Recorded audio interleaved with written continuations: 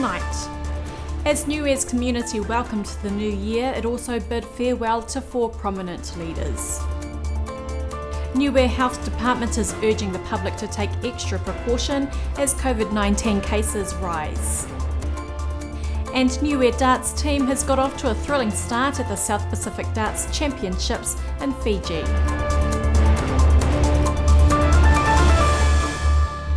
Ke he tau holonga mo I tau penu whanua ha Niue whekai whakalowhalahi atu. Welcome to BCN News. While Niue's community welcomed the new year, it also bid farewell to 4 Niue leaders. This month, the families of Sione Pōkau, Sione Tama and Bob Tunifotalangi laid their loved ones to rest in Niue. Meanwhile, the family of Hakai Pihingia prepare to return him home this Friday. And Niue's community in New Zealand have gathered this week to honour Niue's former Secretary of Government, Richard Hepper, who passed away in Auckland on Sunday. Esther Pavihi has more.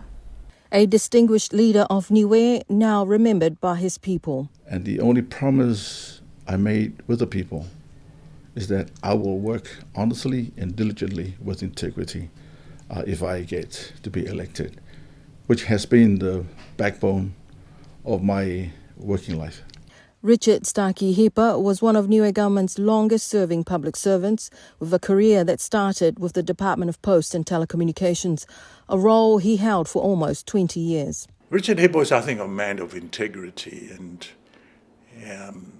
when he became the Secretary of the government, I think he was very aware that he was in a position to influence the direction in which this country was going.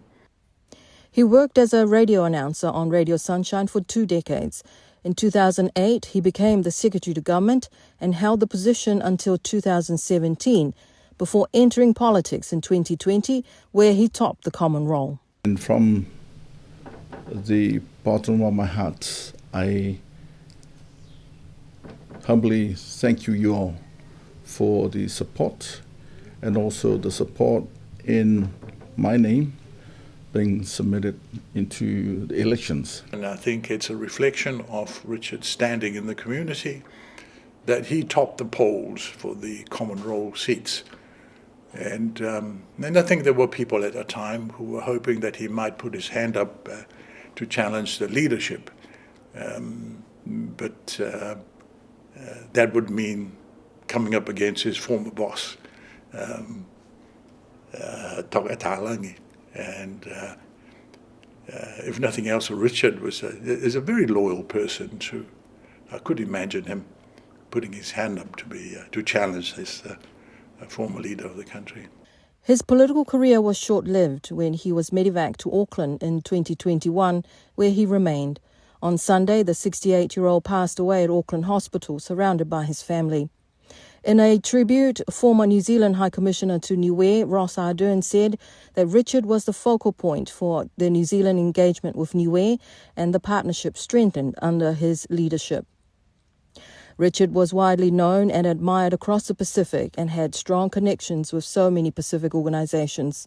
He contributed strongly to the continued development of the Pacific entities and was intent in ensuring that the voices of small island states were heard. Ross Ardern said that Richard Hepper will be sadly missed by all. But thank you very much. Thank you for your faith, and thank you for your trust. People of Niue whekai, hatatola motu, oitulo, whakaue. Thank you.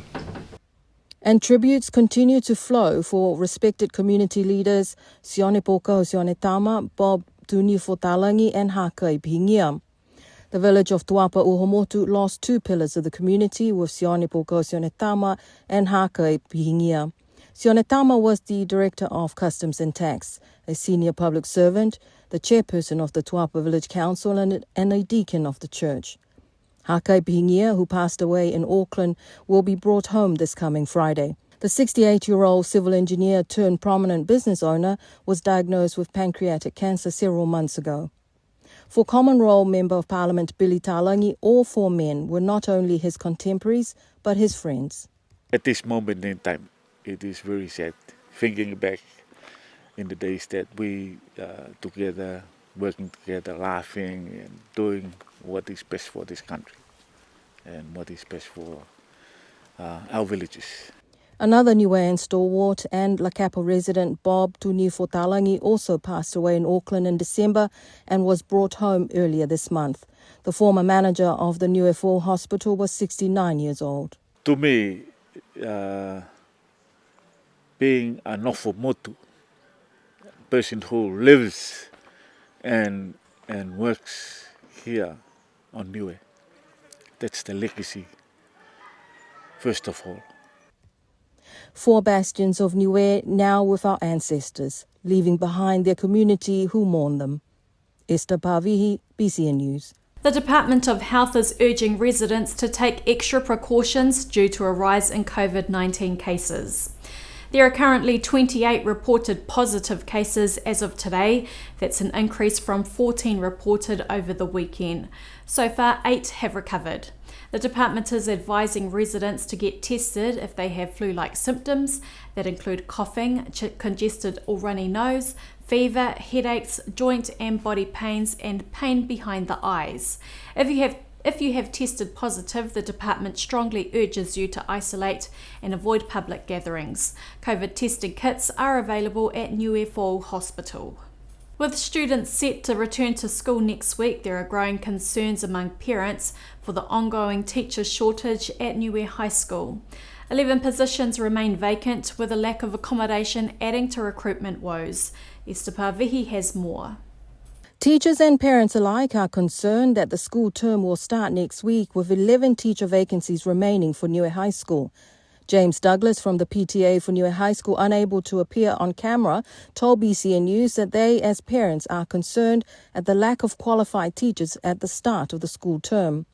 Douglas said that at the end of last year, they met with the teachers who said that while the teacher salary package is quite good compared to other Pacific countries, it is the high cost of living that is contributing to the teachers leaving Niue. BCN News is aware also of the concerns from the teachers that they will be carrying additional teaching load until the Public Service Commission employs the 11 teachers needed. In addition to the extra load, the teachers of Niue High School will be mentoring student teachers who have also had to teach even though they are not qualified teachers.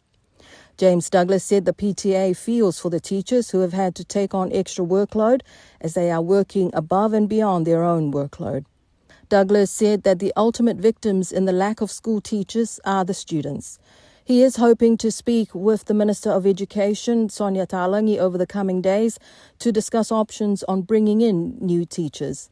Last week, the Public Service Commission said that they were finalising the recruitment of the teachers, but the key challenge is the lack of accommodation for them. Questions were sent to the Prime Minister and the Minister of Education, but have not received a response. Esther Pavihi, BCN News. To sports now, Niue darts team got off to a thrilling start at the South Pacific Darts Championships in Suva, Fiji. 12 men and 10 women are representing Niue at the competition. Also competing are teams from PNG, Vanuatu, Tonga, Cook Islands, Kiribati, Nauru and Fiji. Niue got off to a winning start early in the week. On day 2, Niue women's team won in the final set against Nauru 6-5. Vanuatu men's team was no match for the Niue men's team in the morning session, Niue coming out on top 8-3. The men played Tonga in the afternoon session and, like the women's team, won in the final match and final set, 6-5 final score. It was a rough day on day 3 of the competition yesterday as Niue teams lost their games against the Cook Islands, Tonga and Fiji. Today Niue men's took on Nauru and the women's team played PNG. The playoffs will start tomorrow before the competition wraps on Sunday. That's our show for tonight. If you have a story to share, you can reach out. That's our show for tonight. If you have a story to share, you can reach out to us on our BCN Facebook page or visit us at the Met office. A special whakalofatu to our viewers from across the region and to our partners at Pacifica TV. I'm Moana Makapiluli, Monuina e Pō.